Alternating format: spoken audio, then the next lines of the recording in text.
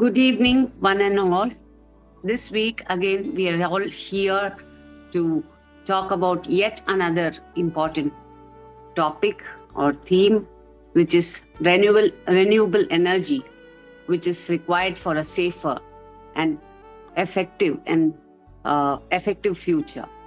So, energy lies at the core of the climate crisis. Just like as it is a problem, it is also the key to the solution. It is one of the keys to a solution for a sustainable future. So the majority of Earth's greenhouse gases responsible for trapping heat, which comes from as a result of burning of fossil fuels for power and heat generation.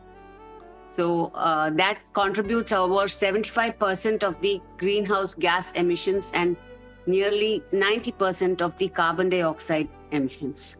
So that brings us to the point that why we have to halve the emissions and reach to a point of net zero by 2050. So, which means we have to find an alternative of getting a clean, accessible and affordable, sustainable and reliable resource of energy, which can come from resources like solar, wind, water, and other natural resources. So let us delve into today's topic about renewable energy resources and how to make the best of it to bring about a sustainable future. On this show or program today, we have two community partners. Firstly, the Global Sustainable Futures Network from UK. It is a collaborative initiative dedicated to advancing sustainability and tackling global challenges within the UK and across the world. So the GSFN UK, it unites a diverse range of people, stakeholders, which includes business, governmental agencies, non-profit organizations and individuals to collaborate on sustainable solutions. So the primary goals of GSFN is to involve championing environmental preservation, advocating social equity and fostering eco-friendly economic development, which is also socially inclusive. And like how they are a part of this show, they are also into hosting many other events and workshops, and they promote sharing of knowledge and encourage sustainable practices in sectors of renewable energy, sustainable agriculture, and green technology. So through facilitating the knowledge exchange, GSFN contributes to the promotion of sustainable practices and brings about attainment of environmental objectives. And it is part of being establishing equitable and environmental conscious society in the UK and across the world. The next community partner is IGEN. By the name, we always recognize it as part of Gen Z, which represent the millennials. So we all know that Gen Z is part of the generation that is tech savvy, and they are into they are in sync with the digital era, and they are always having access to smartphones, social media and internet. And they are also recognized as individualistic, practical, and socially aware and entrepreneurial. So based on these characteristics of IGEN, we have our community partner, which is abbreviated as Institute of Green Engineers Network, who are also pragmatic and socially aware and entrepreneurial. And they are a network or organization with a primary focus on promoting sustainability and environmentally responsible practices, and particularly in the field of engineering. And it is the objective of IGEN to unite professionals, academics, and enthusiasts who share a deep commitment to green engineering and sustainable technology. They also facilitate exchange of knowledge and foster networking and collaboration, and actively engage in research and development. They also have similar to IGEN. They also bring about educational efforts which are aimed at raising awareness and sustainability, and they advocate for policies and practices that advance an eco-conscious engineering. And it also brings about many people together who will work on bringing about or infusing sustainability into engineering practices with the aim of contributing to a green and eco-conscious future. May I now take the privilege of introducing and inviting our program lead, Dr. Srividhya Sukumar. And yes, we all know her well, but still I would like to say a few words about her. She's an educationist, consultant governance advisor, quality assurance expert for compliance and audits, strategic transformational coach for life and business, mentor for professional development, R&D training specialist, author, columnist. She's also a volunteer at various organizations including UNESCO, UNICEF, Emirates Red Crescent, Al Maktoum Foundation and Sharjah Social Welfare. She's also a certified member of World Human Rights Protection Commission. May I now request her to spearhead the show and introduce the rest of the members of the team and speak on COP 2030. Thank you, Madam Sandhya Balaji, and good evening and welcome, a warm welcome to one and all who have joined us on this platform. And as we all know, we really await to meet you all on this platform every Sunday as such, because we call ourselves as COP. COP is, as we all know, on this platform we say that this conference of the parties, but we call ourselves as eco-warriors, who are putting our best thoughts and deeds together for the sake of the society. Well, as we all know, it's a series of meetings that we have organized on behalf of United Nations. And countries and the parties of the convention come together to discuss and negotiate international climatic policies and agreements. So that's how this COP 2030 has evolved into. And these meetings are so very crucial in addressing global climatic change issues and setting up international climate policy goals. And they provide a platform for the countries to review progress, to negotiate agreements, make decisions, set targets, and these meetings, though our meetings occur every week, normally COP meetings occur annually, and they are numbered sequentially with each conference being referred to by its number, where this year it is dedicated to COP28, which is going to happen here in Dubai, and with the same focus. And the COP meetings are essential moments in the global effort to address the climatic change, as they provide a forum for countries to come together, share information, negotiate agreements, and make commitments to reduce greenhouse gas emission and carbon footprint, and limit global warming. So that's how this COP20 has evolved into. Why do we call it, when it is COP28, why do we call it as COP 2030? Is that we have set 30 targets for ourselves. Every week we are addressing six of them as such, on climatic finance initiatives, technology transfer and capacity building, carbon offset projects, climate education and awareness, climatic research and data collection, policy and advocacy efforts, etc., etc., etc. Moving ahead, such that our COP projects typically refer to the projects and initiatives that are related to the goals and objectives of United Nations Framework Convention on Climatic Change, that is UNFCCC, and the Conference of the Parties, that is COP meetings. So we talk about renewable energy projects, reforestation and afforestation, adaptation initiatives, energy efficiency programs, etc., etc. So on that note, we have definitely derived our vision and mission, where our focus will be on enhanced national climatic action plans, global solidarity, phase out of the coal, and youth engagement, national-based solutions, and also limiting global warming. Moving ahead to today's topic, which we are so excited to share with you and to share with all the eminent speakers of today, As we all know that energy is the heart of the climatic change and it is key to any solution. A large chunk of the greenhouse gases, that blanket of the earth and the trapped sun's heat is generated through the energy production by burning fossil fuels to generate the electricity and the heat. On this note, we have got eminent speakers who are going to share their thoughts today, and we will extend a warm welcome to all our speakers on the top pointers of make a renewable energy and technology a global good, public good, which will be addressed by Dr. Mail Nathan. Improve global access to components and raw materials, which will be addressed by engineer Hadi Elfani. Level of playing field for renewable energy technology, which will be addressed by Mr. Kishan Chenglani.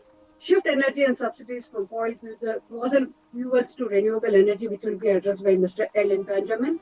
Triple investment in renewables will be addressed by Mrs. Fuang Shuwat. And renewable energy powering a safer future will be addressed by Dr. Senjit Kumar Subramanian. Thank you so much. Over to Madam Sandhya Balaji to take over the show. We will extend a warm welcome to one and all there. Thank you.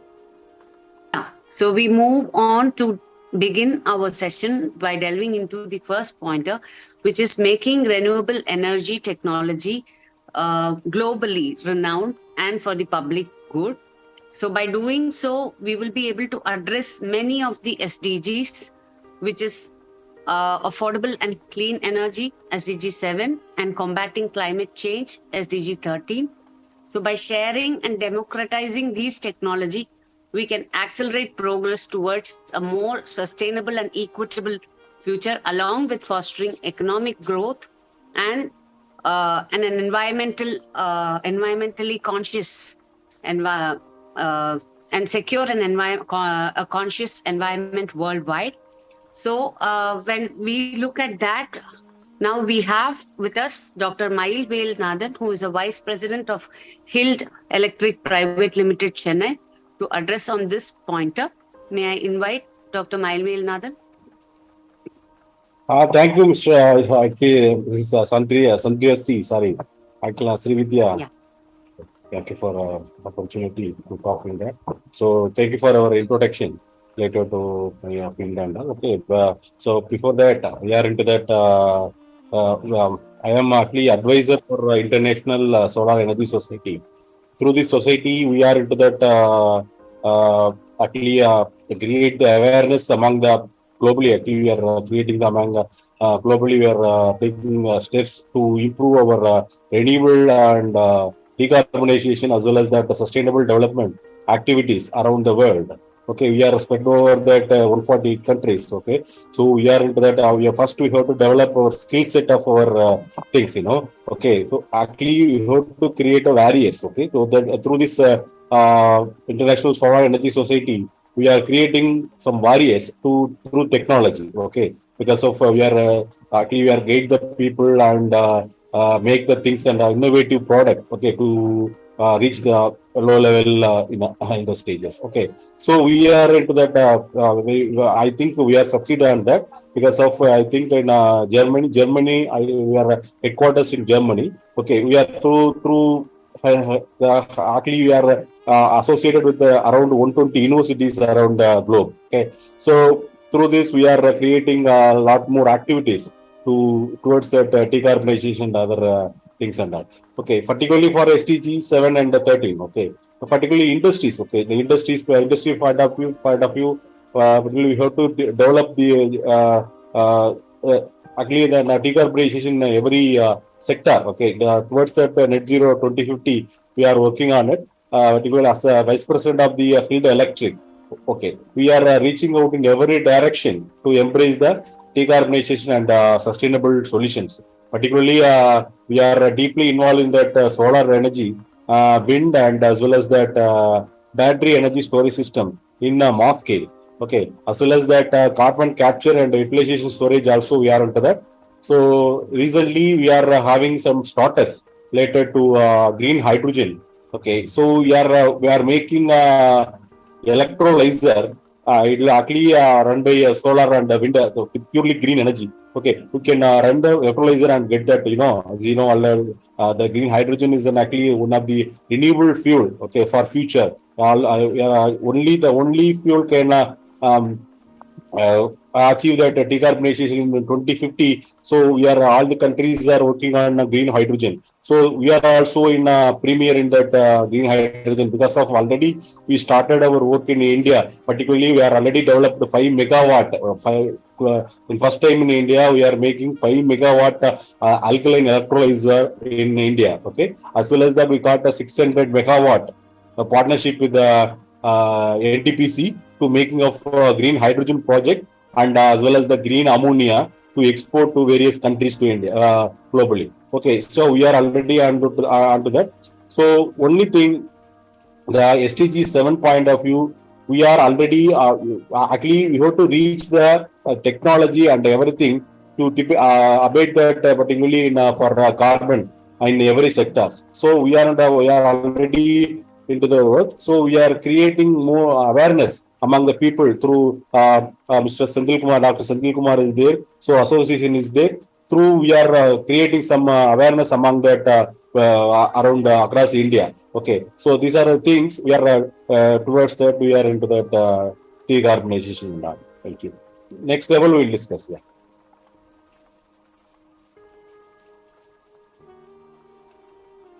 Sandhya Sri. Yes, yes, sir. Yes. This is a small introduction about our things. Okay. Next round we will discuss it. Yeah. So, do you have a presentation to share, or? No issues. Okay. If you have any questions, I will any interactions I can make a things. Yes. Okay. As we see that, as you have said, that the clean and affordable energy is not far away, but the infrastructure that we need for this is the one of concerns that is being addressed in the current scenario in various forums, and we are hoping to get there soon. Yeah, may I now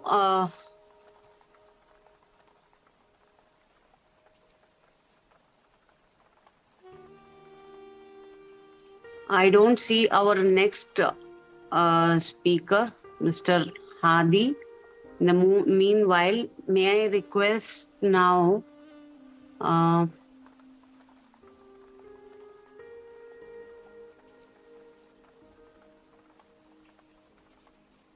Mr. Kishan, would you be willing to present now? Yeah, that's all right. I'll do that. Okay. Let me introduce you. Let me take a moment to introduce you. Yeah. Right. So our next pointer of deliberation is to level the playing field of energy technologies. If there is a most sought out two English letters, that is AI, and AI is part of every field, and this sector is also no exception. So with AI, there has been a transformation in the clean tech sector as well, particularly in the solar panel production, where it has helped in reducing the environmental footprints significantly. So to speak more about this, we have with us Mr. Kishan Changlani, who is actually to seek the next big thing for the betterment of our planet, as his LinkedIn profile suggests. And he's committed to sustainability and corporate social responsibility. He's dedicated to investing in SMEs, and he's a part of transformative sustainable technology. He's also wanting to, he has been part of greener future. He's helping clients navigate the path to creating value through sustainability. His expertise spans advisory and consultancy and fostering growth and developing sustainable products, solutions, and services. And he's affiliated to various organizations such as the United Nations Environment Program, the United Nations Framework Convention on Climate Change, and he's also the founder of World Climate athletes. We welcome you, sir, to present your viewpoint. Thanks, Sandhya Sri. Thank you. Hi, Thank you. everyone. Thank you for joining this from various parts of the globe. I live in London, so it's afternoon for me, but good morning and evening to you, and afternoon if you are in the same region. I am going to share the views on, the level playing field for renewable energy technologies as such, and I'll bring the elements of AI as well into it. I've created a small presentation for you just to ensure that we are on the same page. So give me a second while I sort that out, and if one of you could confirm that you are able to see my Yeah, it is visible. Not sure.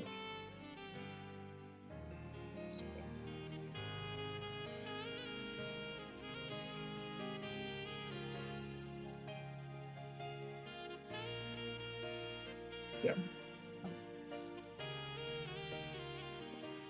Give me 1 second. I'm just trying to see if my screen is fully visible.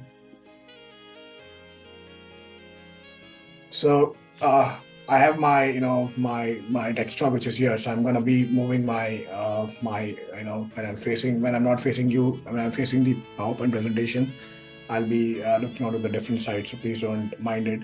So the conversation today is about sharing an overview of the global emphasis on the renewable energy, the use of AI in the renewable energy sector, and the equity that we want to provide in the renewable energy sector as such. We're gonna have a 3-point agenda with a thank you note, which will be the 4th point agenda. The global emphasis, as I mentioned, how AI can be leveraged, equity in the energy renewable sector as such.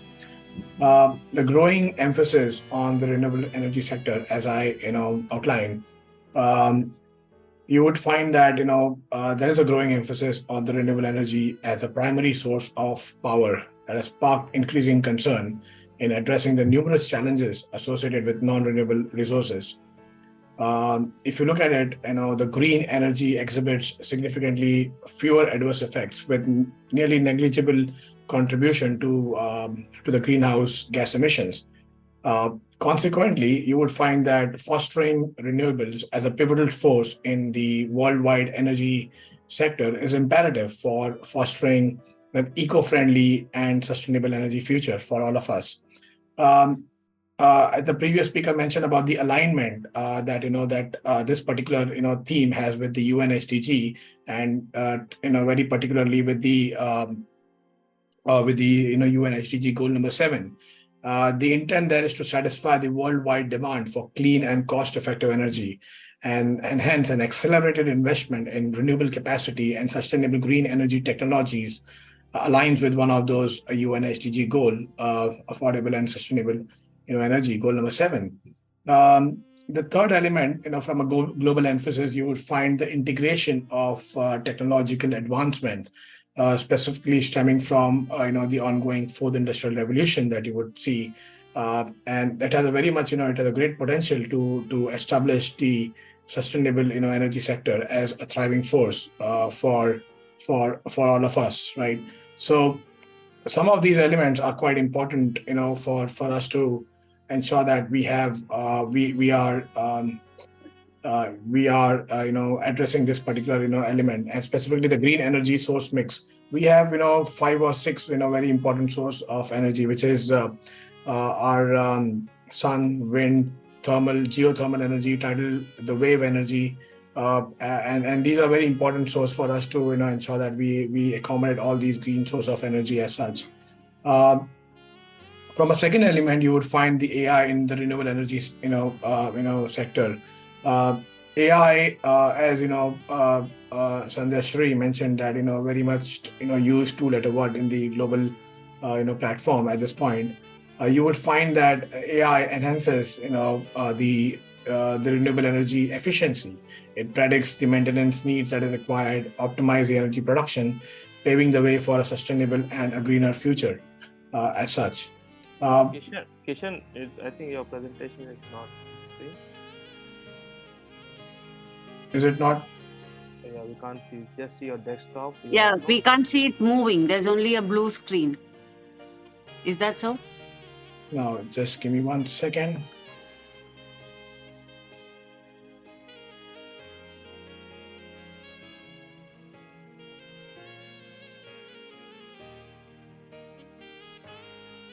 Is this what you're able to see now? Yeah, it's okay. Yeah, it says AI in renewable energy. Yeah, that's the screen, right? Yeah, okay, great. Yeah.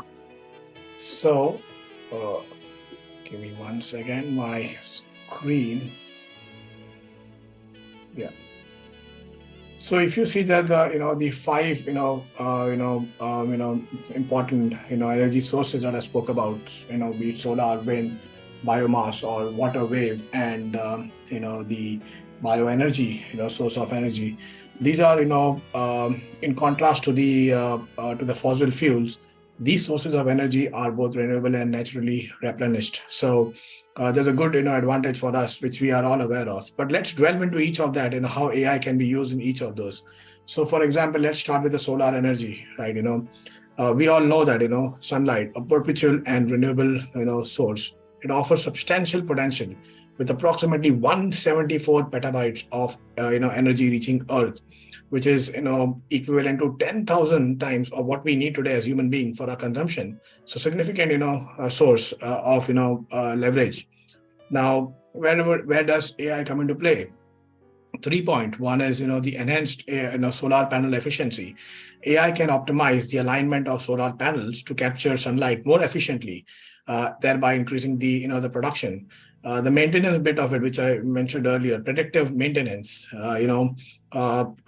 If we have an AI-driven predictive maintenance model that can detect issues in solar equipment early, thereby will reduce the downtime and the maintenance cost, which is going to be quite significant in the developing countries. The cost element plays on top of our minds most of the time. The forecasting bit of the energy, it is very important to forecast what these particular solar panel would generate.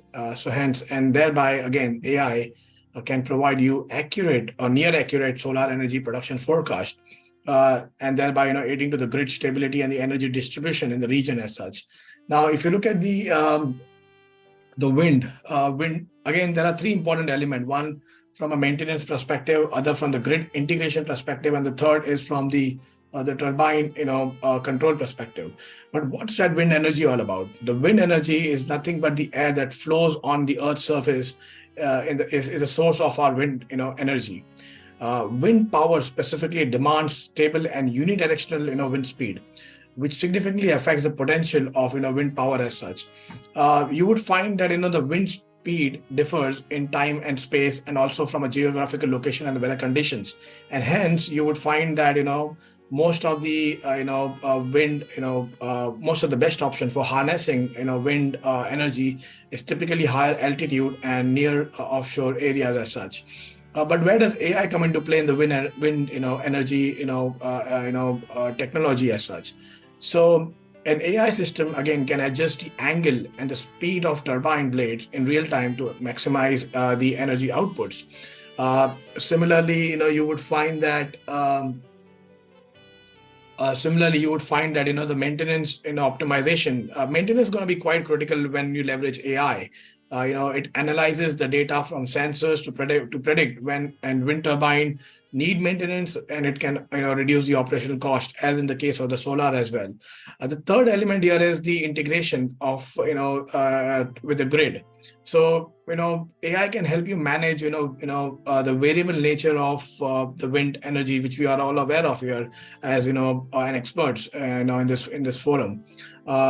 There's a very need of ensuring a stable power supply and the grid efficiency, which again AI would play a critical role there. Now, if you look at the thermal geothermal energy there, right? Geothermal energy, again, as we all know, it is about the below of the Earth's crust possesses a massive amount of thermal energy generated by the decay of radioisotopes of elements such as uranium or thorium, right? And this renewable energy is independent of the sun power and gravitational force, as we all aware of, right? The temperature difference in the Earth's core and the planet's surface causes the continuous heat energy generated from the center to the exterior of where we live on the surface of the Earth. And this production of thermal energy, geothermal energy, carries quite, is carried out by drilling into the underground reservoirs and turbines generate electricity. Now, imagine again, where does AI come into play here? We need to identify which are those locations which will be quite, instrumental in generating these, sort of an energy. So AI can help you identify optimal geothermal resource location and estimate, what sort of a potential energy could be produced again there. The second is again in terms of the temperature monitoring, which is again very essential in geothermal sort of a element. So we can use AI to continuously monitor the underground reservoir temperatures and optimizing the energy extraction from there. From the previous one that you found from solar and from wind energy, the cost again could be significantly reduced when you leverage AI. Similarly, in the case of geothermal as well, you can streamline the drilling process. Thereby, you can reduce the overall cost of geothermal project as well. Now, if you look at the hydropower, which is quite significant in the G7 countries, one of the primary renewable energy source, specifically in the G7 areas. It has a higher flexibility and the storage capacity, and especially it can play a significant role in the future global energy mix that we all talk about, especially in the developing countries like Nepal or Brazil or Ethiopia, Malaysia, or our subcontinent as well, right? So. But again, there's always a negative consequences of hydropower as well, which again we are aware of in terms of the riverside lands, some sort of an alteration of the land and the aquatic ecosystem. So there is some sort of a negative element around that. But considering what it brings, and from an AI perspective, what we could do and how AI could be leveraged on these particular technologies, and this particular hydro technology as such is to manage the flow of the water specifically, so that we could adjust the hydropower operations to maximize the energy generation. Again, the environmental monitoring aspect could be also leveraged using AI to ensure that the ecosystems is not impacted to an extent possible through the real-time data analysis on that. The flood prediction also could be managed with the AI, ensuring that the safety and we minimize the damage as such. Before I delve into the biomass, bioenergy, and biofuel, this particular energy is a good substitute for our fossil fuel in the current energy mix that we are in right now. And because we know that biomass, specifically energy, has remained primary energy for for heating, for cooking, for lighting, since the beginning of the human civilization. However, again, there are certain trade-offs that we are aware of from a biomass, bioenergy, and biofuel perspective. It does generate greenhouse gas emissions, but it generates lesser compared to the petroleum-based fuel which we generate by burning the fossil fuels. To give a small narrative about the biofuel specifically. These are very specifically about the agricultural residues, forest residues, the animal excreta, microbial biomass, and other organic waste that basically forms this particular energy mix as such. But you would find that where AI come into play again in these particular technology as such, you will find that AI can enhance the feedstock management there. It can also help you. It can also help the biogas, generation production as well. For example, AI controls the biogas production processes. Thereby we can improve the gas quality and reduce the waste as such. In terms of biofuel synthesis, you could think about the development of an advanced biofuels. Thereby, we can think about reducing the carbon emissions from transportation. So, a a common technology, AI, cut across all these, five, technologies that we spoke about. And then again, similarly, it has, the potential to cut across a wave, the energy, which is basically the kinetic energy of the water through the wave power. And similarly, in the form of a tidal wave, tidal energy as well. Uh, you know, uh, the commonality between all these things that you would find that it helps you integrate to the larger energy system. It helps you maintain, thereby reducing the cost, proactive maintenance, thereby reducing the cost and the downtime. And then it helps you predict the right location, patterns, and production, forecasting as such. So AI does play a critical role in all these technologies that we spoke about. If you again we are talking about an important element of the topic here, which is about creating equity in the renewable energy sector. While we have seen all those 7 technologies and AI cutting across all those 7 renewable energy technologies, how do we bring equity in renewable energy mix? That's an important element, because we want in the end we want a level playing field for everyone. Leveling the playing field is important in various aspects, because across you see developing countries, developed countries, or underdeveloped countries.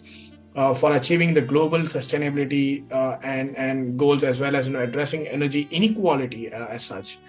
There are some ways which I've outlined in the slides here, that you can see that how we could ensure equitable access and adoption of renewable energy technologies in various countries as such.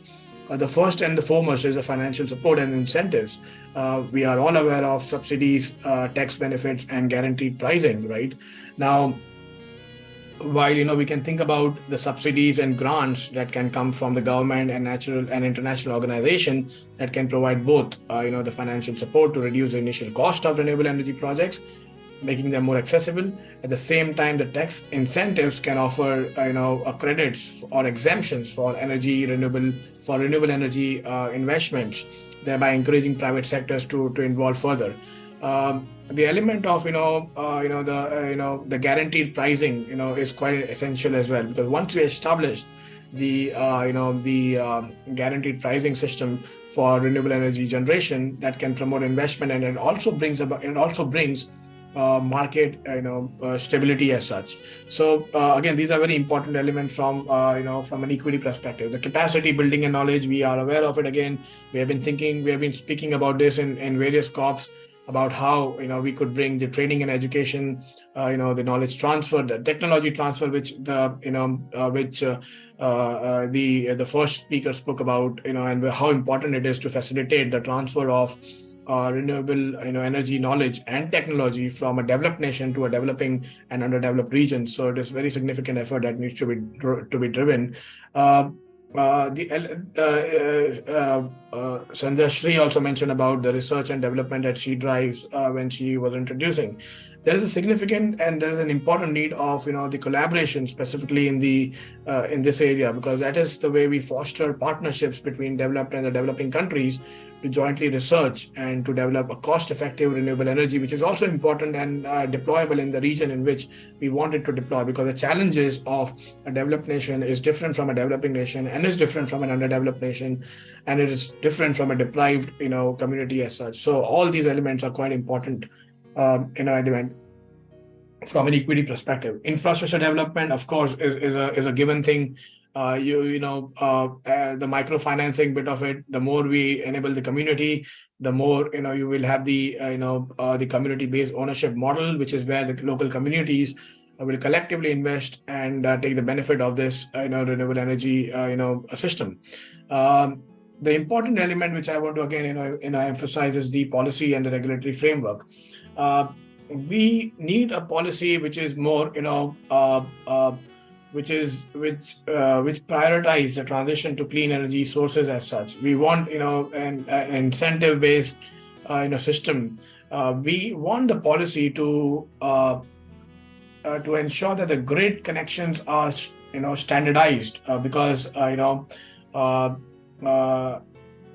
if we do not have that, then or if we have that for that matter, we'll establish standardized interconnection protocols to ensure that between the grids is what I mean. So we'll be able to establish standardized interconnection protocols between the grid to ensure that fair access for renewable energy is achieved as such. International cooperation, again, it's a given thing. We need that. Social inclusion and equity, a very important point from an equity of in a renewable energy sector as such. And the other element of data sharing and information, again, we need to promote that so that some countries have already been doing open data for all their programs. So that is really good effort by UN at the UN level, which is driving some sort of a commonality there. Public awareness and advocacy, what we are doing today, is basically an important element to ensure that equity in renewable energy. So so kudos and hats off to all the people who are organizing this particular effort here. But the important another element is about the monitoring and the evaluation. So we need to ensure that we implement the monitoring and the evaluation mechanism to ensure that we assess the progress of the renewable energy projects which are which are benefiting the intended agenda or the communities that we had thought about earlier. So it is important here that we understand that leveling the playing field in renewable energy technologies requires a comprehensive approach that addresses not only the technological aspects but also the economic, social and policy dimensions to ensure that equitable access and benefits for all countries regardless of their development status as such, which is important for all of us. If you would like to have more detail about the integration of AI into the broader climate agenda, there is a research paper which Dr. Renuka and I have recently written and published. So if you would like to get into more details, you can always read that paper as well. Thank you.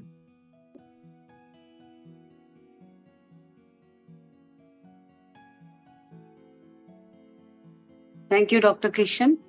That was quite comprehensive, detailed yet crisp, and all the points that you mentioned are definitely that we need to consider, and how, especially in the developing countries, how it should move shall be on a total different note.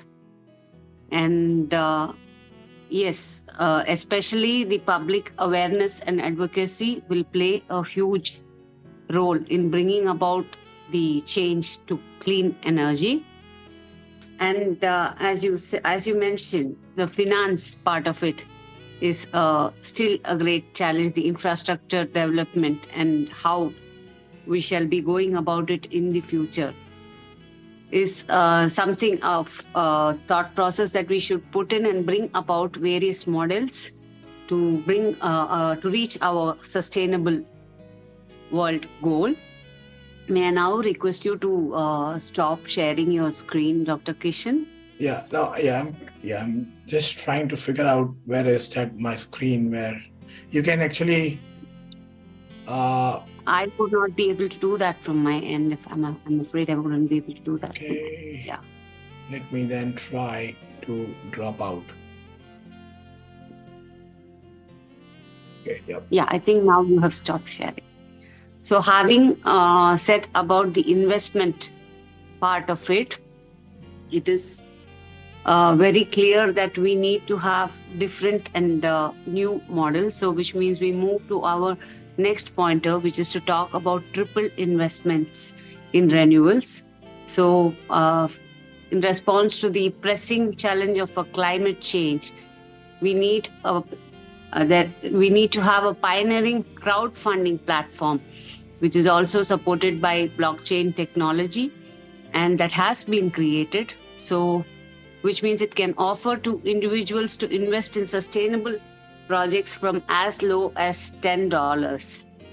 And there are many other eco-friendly initiatives, and there are it can help project leaders to access funds with a nominal rate of 2.5% of platform fee. And to speak more on this, we have amongst us Dr. Huong Skovgaard. I hope I got your name correct, ma'am. She is currently serving as the CEO of Voltan Bank, and she's also the CEO and founder of Invest for Energy. She's got her bachelorate from Strathclyde Business School and a master's degree from Denmark Technical University. And she has her interest lies in and her expertise lies in the intersection of technology, fintech, blockchain, and renewable energy. So, in addition to her role with Voltan Bank and Invest for Energy, she also holds a position of Managing Director at New Oak Capital and is a partner at Smart R. Welcome, ma'am. May I request you to present? Dr. Huong Skovgaard. Thank you. Can I share my screen? Yes.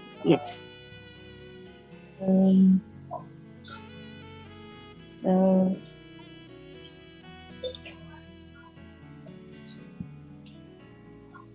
can you see my screen? Yes. May I request you to present it on slideshow mode? Yeah. Yes. So I just move it up here and here. Thank you very much for your kind introduction. I am presenting solar, renewable energy, and also education and crowdfunding, because we have talked a lot about issues, financial issues that we don't have enough capital to do sustainability projects, and also challenges with people's behavior, because a lot of people don't understand the importance of the issues, and that's why they are not participating in the common issues. So thank you very much for the introduction, and I have been doing this for 12 years. In the last 5 years, we have focused on the actual problems that we talk about. It is more about finance. There are a lot of startups, a lot of ideas, a lot of initiatives, but there is no money to make it happen. So the next slide.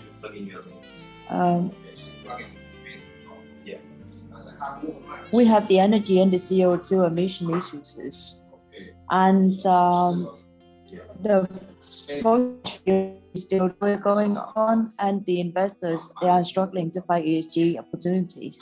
When we are talking about ESG opportunities, we are talking about sustainable projects. However, they can't find it because they can't find the projects with the high interest that they want, not because we don't have it. The problem is that they have to understand as well that renewable energy projects are not beneficial as other projects like fintech, like cryptos. So the risk is low and the interest is low. That's what they have to understand, and that's what we are trying to educate them. And at the same time, renewable energy projects lack finance. So they are the two different issues that we have to resolve.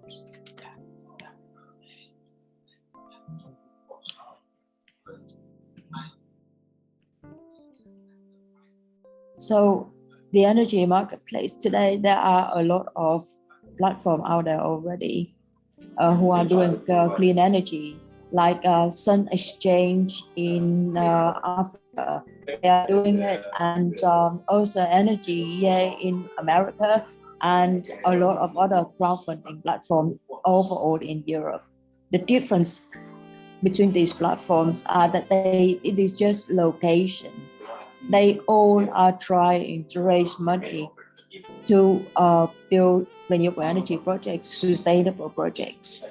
And they are actually trying to work together. The one from America and the one from South Africa, they are working together to make it happen, especially in Africa, South Africa.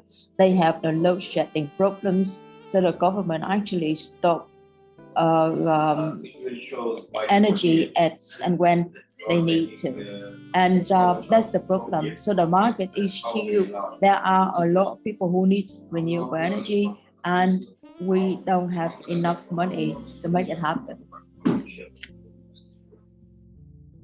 The platform has been created. The platform is to produce clean energy, to raise money for renewable energy. Because of the blockchain technology, we are creating transparency and security, and we are also doing it automatic.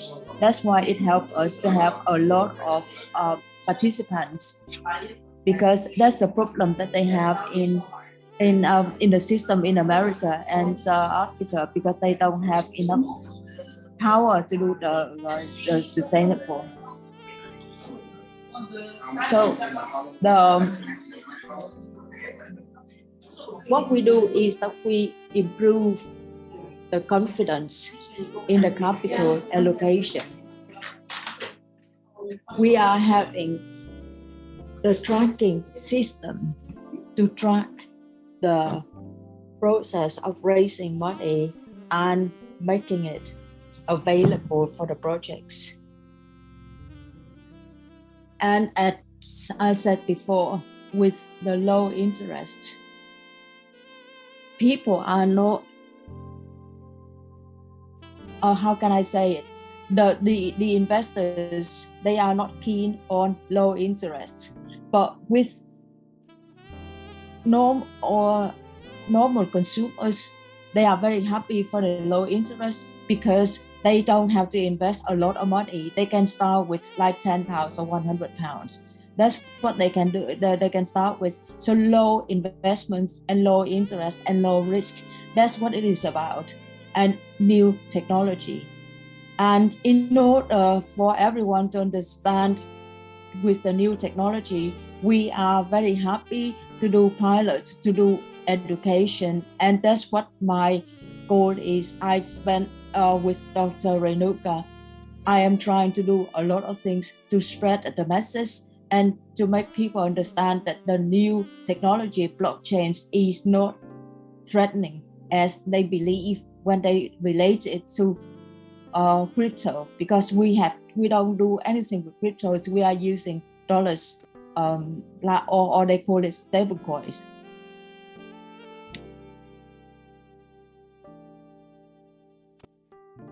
So the platform is looking like this. It is the platform itself, the lenders, they could be, our investors could be everyone, put in the money to the platform, and we are collecting the money, raise it to the borrowers. The borrowers can be people who are doing the projects, who would like to have solar panels on their roofs, or who would like to do any sustainable projects. However, if before they are doing it, we have to do due diligence, and they have to put some collateral so we don't lose the money, so the lender don't lose the money.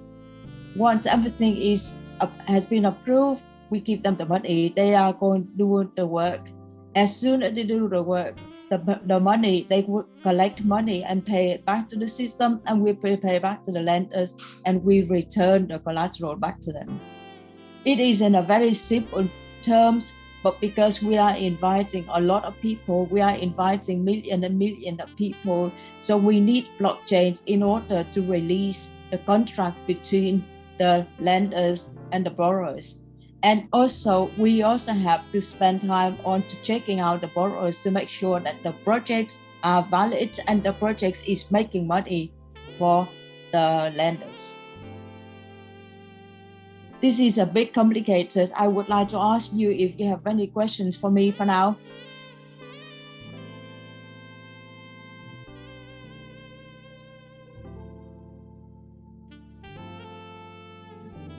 So how it works? I just explained a bit. The borrowers, they are the people who would like to have renewable energy projects, or they want to have the sustainable projects and borrow the money.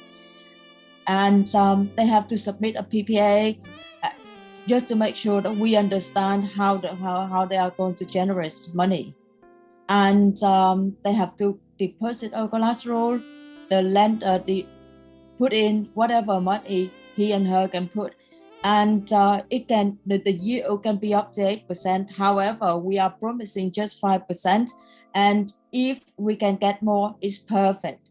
And also, we also put some money into the community. So the community, it is like a bit like a saving account for the community, so they can do other projects for the community, like the schools, hospital, libraries, or whatever public buildings that they need, and we are going to provide the finance for it. We have a dashboard so they can look into, they can see the saving of the production of the energy and the CO2 saving. And the smart contract, that's the contract that we are going to give out to people, because we are expecting a lot of users. And my vision, my ambition is that in 5 or 10 years, it could be a platform that everyone can go in and see the developing of sustainable projects, and they can invest or they can participate. It is more, I'm not thinking about invest, even though I'm talking about investment. I'm thinking more about like saving. In order to make yourself richer, you have to save your money and make your money work for you. And this, we are thinking more to help you understand finance and to help you to make money, to make you richer than just putting it into the bank. And up to now, in the last 50 years, people have done renewable energy projects, and this is only the banks and the big company who have done it, and they have made money. And normal people like me, we can't make money because we don't have that kind of capital to start. And that's what we are wanting to change.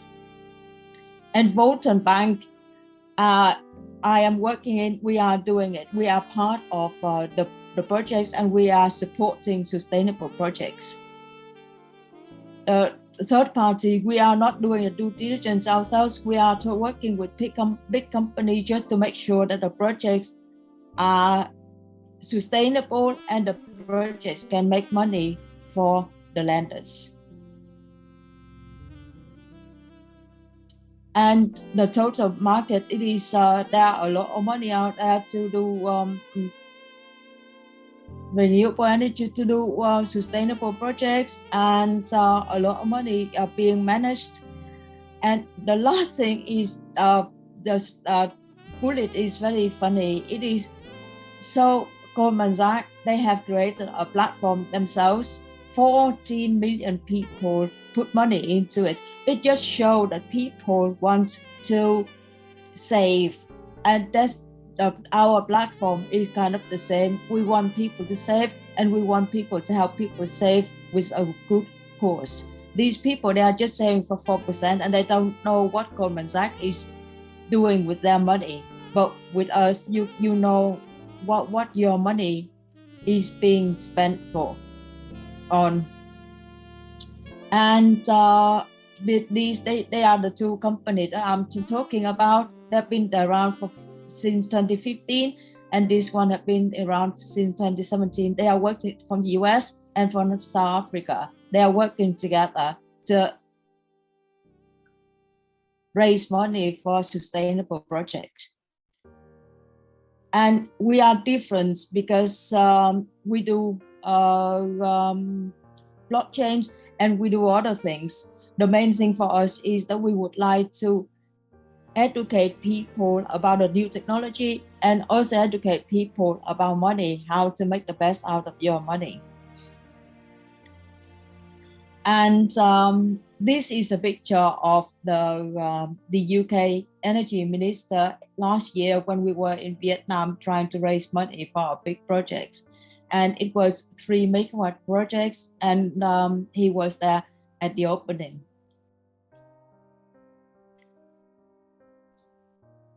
This is more a strategy how we want to get out to the users, and how we hope that the user would see the benefits of it. And with Dr. Renuka's help, I'm just trying to deliver the message that we have a solution. We want to help everyone to participate, to produce clean energy yourself. So this is how we want to go out and to participate. I am very proud of being the member of the PCCB, and actually they have created a postcard with what we are doing in our education, part of our education and our delivering of the message of raising money and new energy. And this is our strategy, how we want to do it in short term and long term, and how we need the budget that we need. Even us, we are raising money, and still we need a lot of money to share the message. So it is very important to me today, and I'm very grateful that I have the opportunity to talk about our projects, so you know that we are here, and we would love to work with you. And it is how we make money, how the earning models, and it is the capital that we projected that we could have. This is more for investors, so they can see that we can make money for them.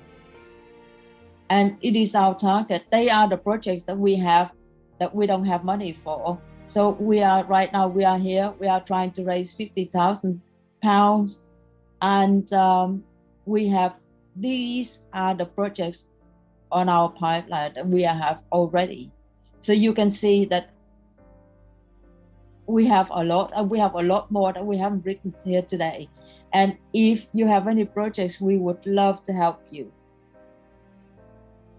And it is the next project, 1 megawatts in Vietnam, and it's something we also try to raise money for. It is our risk mitigation. We have paid the projects ourselves, and the loan are secured by collaterals, and we have the due diligence process. We have the loans refunded, and some of the money will go into a pot which we have to use if the project is not going well. So we have to make sure that people, when they try to save money, they don't lose money. And our partner, we work with these people who are trying to teach people about renewable energy, and even they have a shop in London to sell tools, to sell toys, and to sell solar panels. Solar panels here, they are actually chargers. You can charge your phone, tablets, and they have all these toys. It run by itself outside in the sun, and the children had made this. So it is something that we are working very hard on to make sure that everyone understands that renewable energy is not difficult to create, and it is very easy to get access to, and how we can use it, how we can consume it. And we are here. We would love to hear your ambitions, because we would like to work together with you to make everyone on the same page. And it's me, my co-founder in Vietnam, and our advisor in the UK. Yes, I think that's it for me. And I hope that you find this useful. Thank you, Dr. Huang. May I now invite our team member Jessica to give her inputs about Dr. Huang's inputs. Yes, thank you so much. Thank you, Dr. Fong, for your insightful presentation. What I got from this presentation is that renewable energy investment apps, such as Dr. Fong's platform, can be valuable tools to assist individuals and organizations in participating in and benefiting from the green renewable energy sector. And the ways apps such as this impactful app can help is such as access to investment opportunities into a wide range of investment opportunities in the renewable energy sector. They also help with ease of investment. So they simplify the investment process. They make it easier for individuals to invest in renewable energy projects without the need for extensive upfront capital. They also help in ways such as impact investing. So renewable energy investment apps such as Dr. Fong's platform can emphasize the positive environmental impacts of investments, and users can align their investments with their values by supporting clean and sustainable energy sources. Another thing I noticed was that they reduce barriers. Dr. Fong's investment platforms reduces the barriers to entry in the renewable energy sector. So they enable a broader demographic to participate in sustainable investing. And finally, there was this close importance of community engagement. And this promotes a sense of community amongst the investors. And they allow users to discuss investments and share experiences with like-minded individuals. So for this, I would like to thank Dr. Fong for presenting such a wonderful course, and we appreciate your presentation. Thank you. Thank you. Thank you. I really appreciate the support, and I really appreciate the opportunity to talk about our platform. So I am here and I would love to work with you, and I hope that you would get in touch if you think that I would be useful for your projects. Thanks.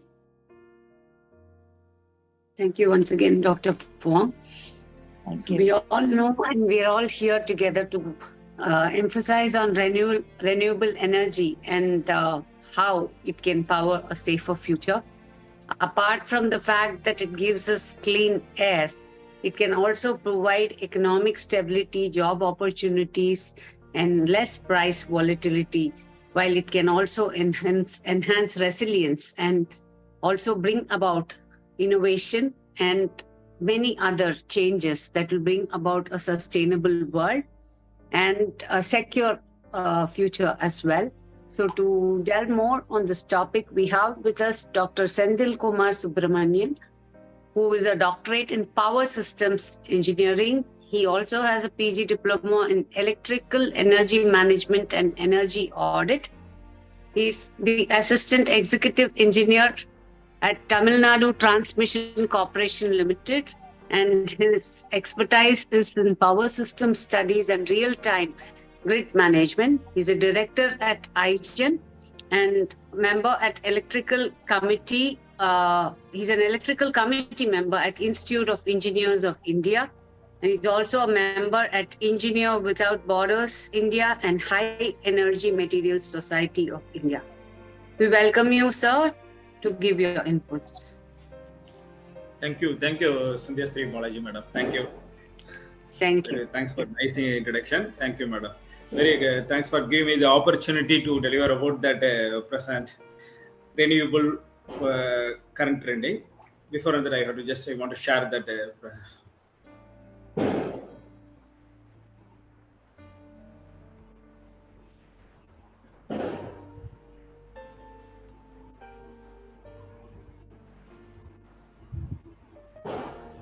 Are you able to see my screen?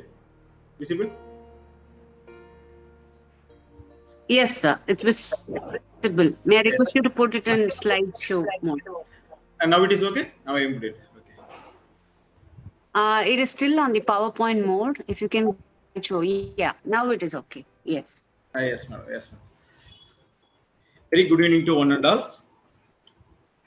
I'm very much happy to present this COP2028 to 2020 on behalf of IGEN, and then as a society member, really I'm very happy for presenting this because I am currently I am working as assistant executive in Tamil Nadu State Load Dispatch Center for the past 15 years, conducting about the lot of load flow studies and current present conditions about what the demand requirement, what the present power position, not only the Tamil Nadu, throughout the India, and not only throughout the India, and throughout the global also. I have to verify that things. Regarding that thing only, IGEN, based on our IGEN support, also we have to conduct a lot of studies how we are going to improve the renewable power sector, in what purpose we are going to improve the renewable sector. This kind of things are also discussed, and based on that thing I have to decide the topic, that is a renewable energy powering a safer future.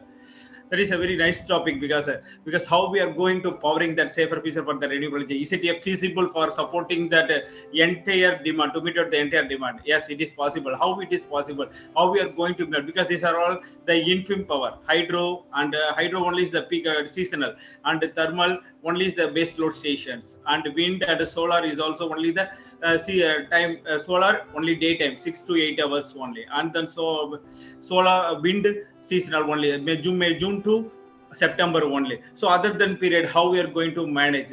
From this aspect I have to discuss and then think. And at present, and the energy is that the heart of the climate change. Because why it is that? Because a lot of them are right now we are producing more conventional power plant.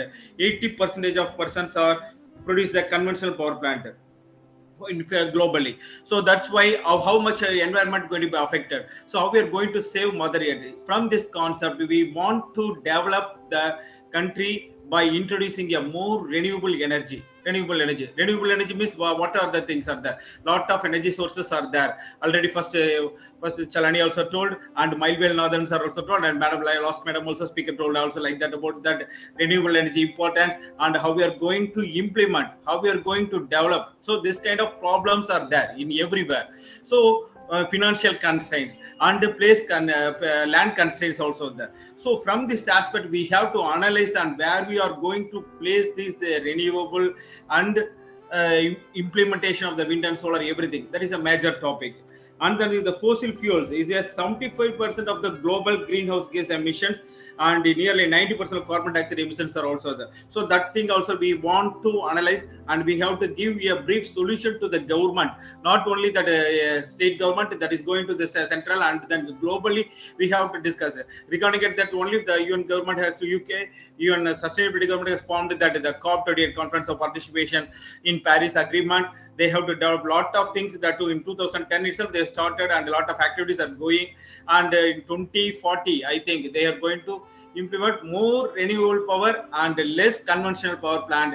But we are at present very minimum only we are going to implement it. But US and UK they are implemented more renewable power and attained full through renewable power only. They have to supply everything. That is also very nicely we are hearing about that news from that UK and US. And after that further growth it will not manage. So that is some difficulties are there due to some natural calamities and natural problems are coming there, and due to the COVID situation it creates so many problems to that. Not only the India, everywhere they were facing much difficulty on that COVID periods. So after that, right now only developed a lot of developments and a lot of improvements. And Chalani also mentioned that AI techniques in that all the sources, hydro, solar, wind, and everything they developed. It is very nice topic. AI technology, artificial intelligence means it is very much useful for that thing. In what way it is useful? That is for that forecasting techniques. When it is that wind power is available, when it is that solar power is available, these things are also very much essential and very much important. So now I am coming to my topics: renewable energy powering a safer future. This is a very safer future. That is, if we are not implementing the renewable energy, we are going to face a much difficulty on that future period. So that's why we want to each and every gentleman has to, the engineer technical person has to work out how we are going to implement, how we are going to destroy after the life period. Everything we have to find out that. So how we are going to possible to reduce the cost measure also, it is important for that things. That is after the implementation of the renewable energy only, reduce the greenhouse emissions and improving the air quality and fostering and the energy independence. These are also the very important. The renewable energy create more jobs compared to the conventional jobs. The reactive renewable energy, after implementing the renewable energy, more jobs going to be, placement is available.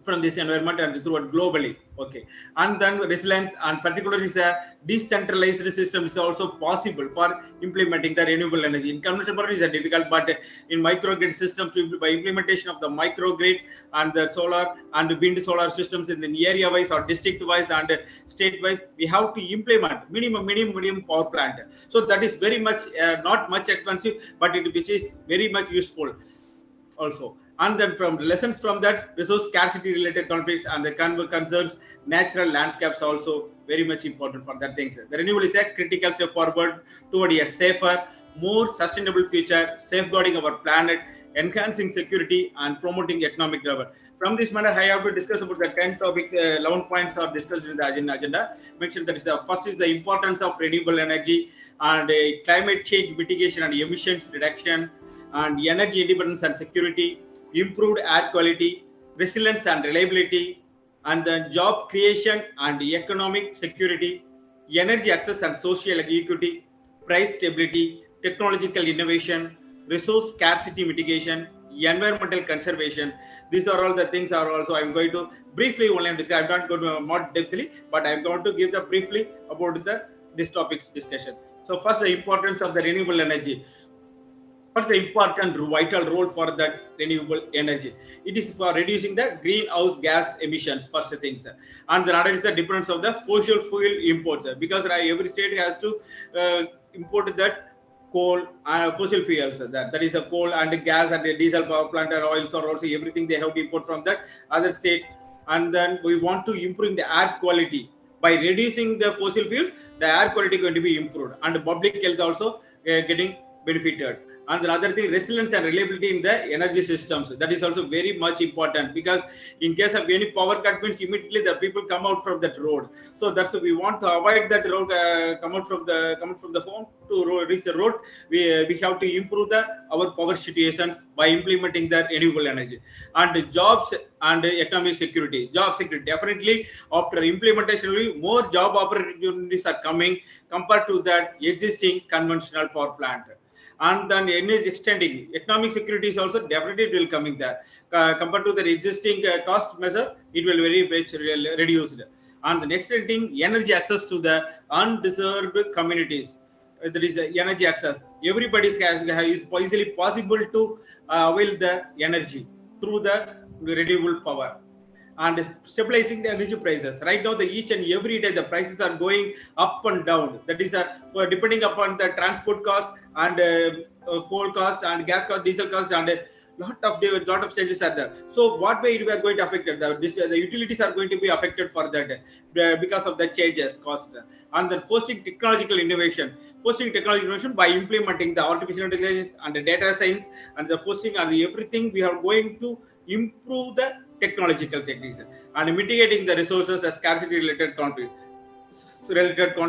is that main thing. And then conserving the natural landscapes and biodiversity is important.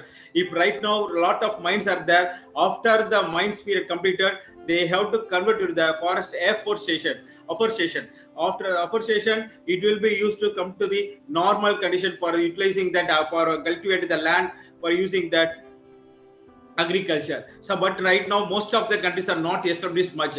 Some of the states or some of the countries are going to be established that existing the coal mines plants converted to afforestation. After the afforestation, 25 to 30 years after that only we are going to utilize for that agricultural. Otherwise it is not that land going to be not used for that thing. But for example, at present naval is having that afforestation is that almost 1.2 or 5 I think or 5 hectares of land they are going to be converted into afforestation. So if right now the lot of plants are coming and some lakes are also artificially they formed and now developed, that a lot of trees are also coming. So it is very good improvement. In the same manner, we have to improve that thing and we have to this thing get into that everywhere. So where the mines are there, after getting all the coals, we have to convert the mines to afforestation and then convert to the land for utilizing the solar energy or battery storage system or wind power plant. We have to plan it accordingly. Thank you. And the second is the climate change mitigation and emission reduction. In what way we are going to climate change mitigations? Actions to avoid. to reduce greenhouse gas emissions. How we are going to, that is a small and medium sized enterprise in the climate change mitigation focus, and that is the waste management recycling. That is a very much essential in important on right now, because everybody's, we are not using the water properly.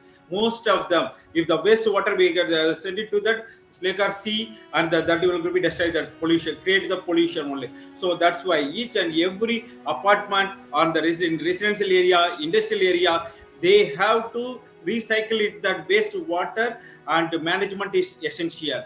And then renewable energy and energy efficiency, next point, that is renewable energy and energy efficiency also very much important. That is a very much we are very much getting good energy efficiency right now we are received, because minimum slow speed machine and high speed wind machines are connected to the wind machine. So very best efficiency right now we are getting. And in Tamil Nadu is also for 5,000 megawatt, above 5,000 megawatt get is, and throughout the India that is a 113 gigawatts, and universally more than renewable power, that is a wind and solar utilized. And the low carbon products, what are the way we are going to we have to think about how we are going to develop the materials by producing low carbon products and services. That thing we have to take care of that. And sustainable use of the land and forestry, that thing also discussed. And the energy water conservation is also very important topic. And then climate smart infrastructure, that is also very much essential. Based on the rainfall period, we want to save the water and utilize the water to develop the more forestry land, where we are going to wasting the land, that is going to be utilized again and cultivate the land and develop the countries to in the good manner and good way. And the climate resilient productions, that is a climate change adaptation, that is to adjust to the current and future consequences of the climate change. Small and medium sized enterprises in climate change adaptation focuses on the climate resilient production, efficient use of the resources. If lot of resources solutions are available in the nature, that is by way of that, we have to utilize that. Products, services to manage climate impacts, biodiversity conservation. These things are also important in the climate change mitigation and the emissions reductions. And the next thing is the energy independence and security. What's the energy independence? Incorporating energy infrastructure investments into clean energy system to secure supply chains at home. Produce more energy than is consumed to make energy available. This is the very important topics. And availability and accessibility for that renewable and wind and solar, and generate renewable and clean energy, affordability and equity, and saving energy and avoiding the energy waste. Stability and sustainability is the main important thing for diversing the energy supply. By the use of this thing, by the implement of these things, the carbon neutrality will coming by 2050.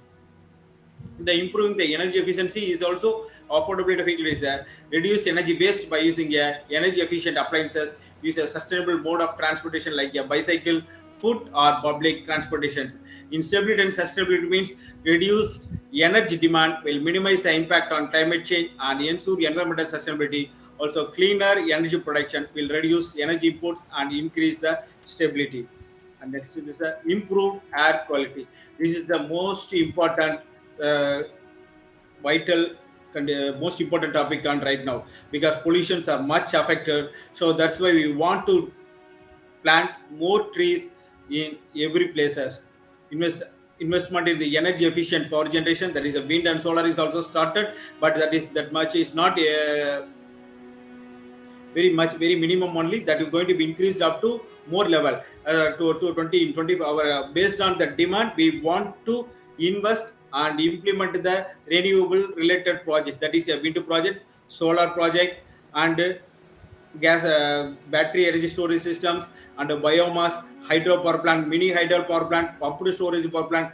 By the way of this investment, it is definitely the air quality is going to be improved by way of the reduction of the conventional power plant. Improve the domestic industry and municipal waste management. We want to instructed to the industries.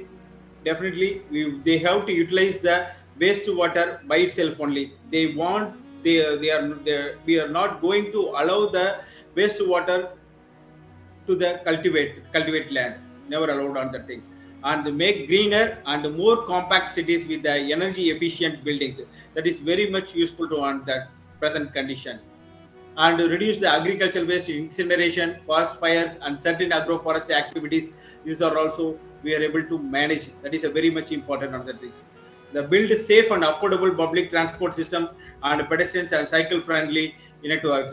So we have to introduce more cycles and utilize the more public vehicles. Avoid that individual cars and individual officers cars are combined with the people's in office side, in IT sector side, and industrial sector side. Everywhere they have to introduce the public vehicle, utilize the public vehicle, introduce a public vehicle, use the battery energy vehicle. So after that, definitely the air pollution going to be reduced.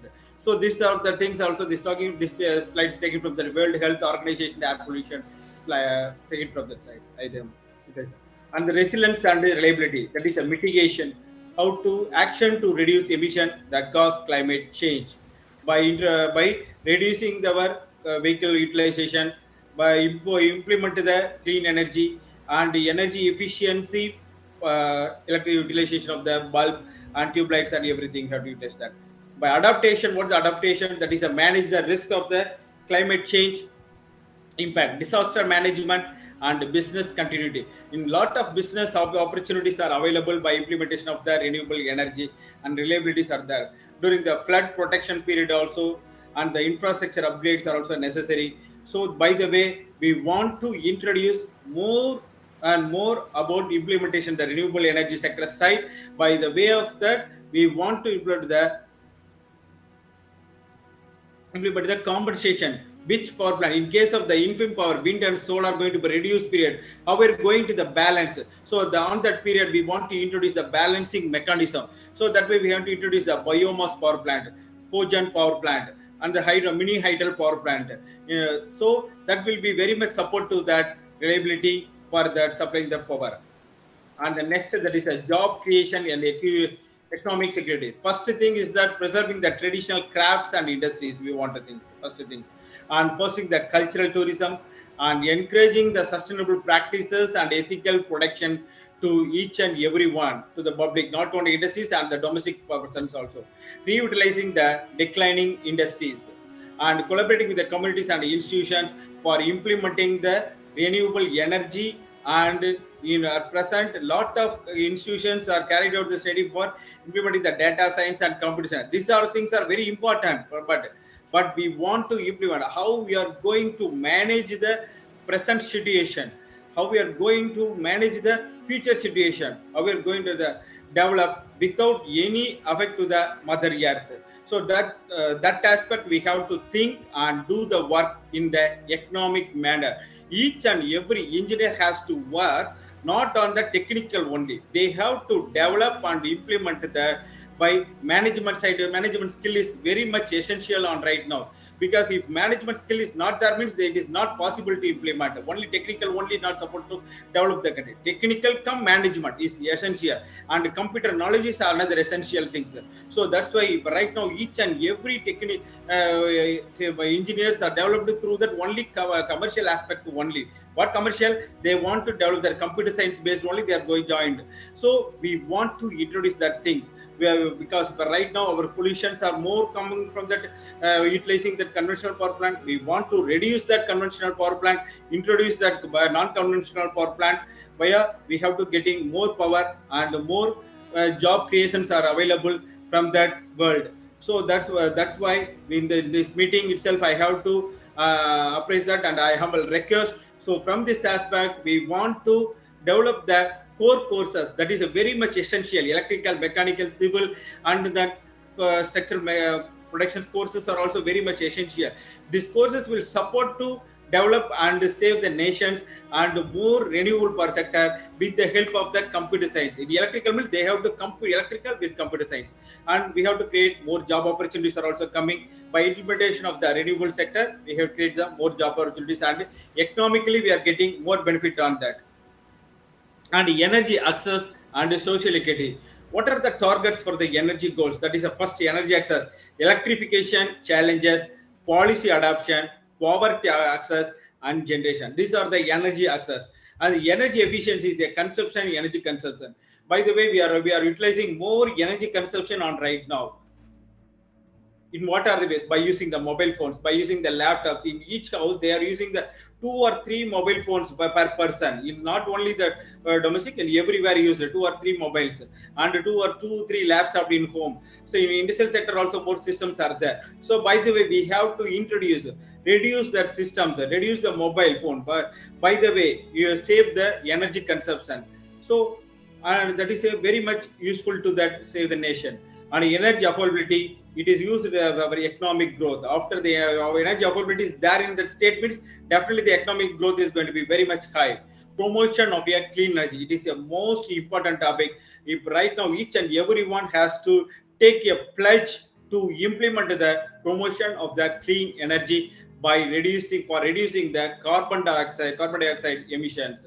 This is the important for that social equity. And the price stability, that is keeping inflation under control and avoiding the excessive fluctuations in the general price level. That is possible by the way of developing his own requirement in the own state. Definitely the price stability is coming. If they are not developing itself here, means they are importing more fuels and more materials coming from the other state, means definitely the price is not going to be stability. It is instability only. That's why they suppose if you have a land, they have to cultivate his requirement. Agriculture is their own requirement. So after that, the import going to be reduced and the export is going to be increased. Means definitely the price stability is also increased. And economically it will getting more benefit, and from this aspect more employment opportunities to the younger generation and reducing the unemployment to its natural rate. And what are the technological innovations from its economic and growth and competitiveness, and then enhanced efficiency and productivity, and then improved quality of life, addressing the societal challenges. What are the challenges that we have find out, and we have to take it to the societal and public forum and to the government also.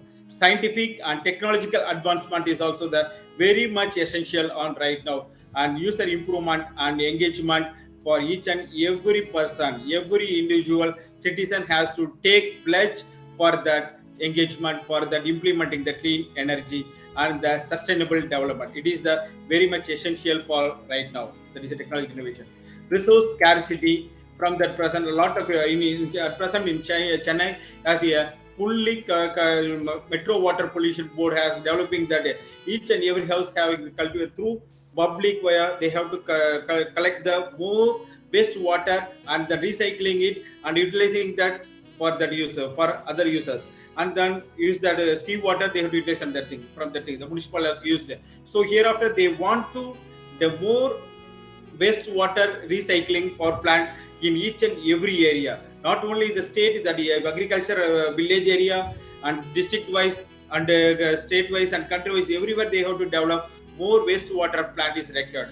And agriculture land, we have to utilize more land for that with the minimal, and also utilize how we are going to benefitly utilize that thing. We have to discuss on that thing. And industrial, they have to utilize their after the waste water, they have to utilize their own itself. And then agriculture drainage also, after that usage, the municipal going to be 8% increase, and agriculture drainage that is also used to 32% increase to, and industrial from 3% to 16% is possible for the resource scarcity, the mitigation. And globally we have to reduce the utilize the water consumption and utilize the wastewater production. Means definitely we are going to save our mother earth. And then in environmental conservation wise, we have to introduce more power plant in that biomass power, solar power, wind power, hydropower, and the geothermal power. By the way, it is going to be very much support to that our environmental and save our nation and the globally. And after that use of the recycling, that byproduct of that biochar, that also we used sustainable energy conversion and storage, environmental soil water remediation, sustainable chemistry and the energy engineering, the synthesis and the functional biomaterials. These are the important for the things, environmental conservation.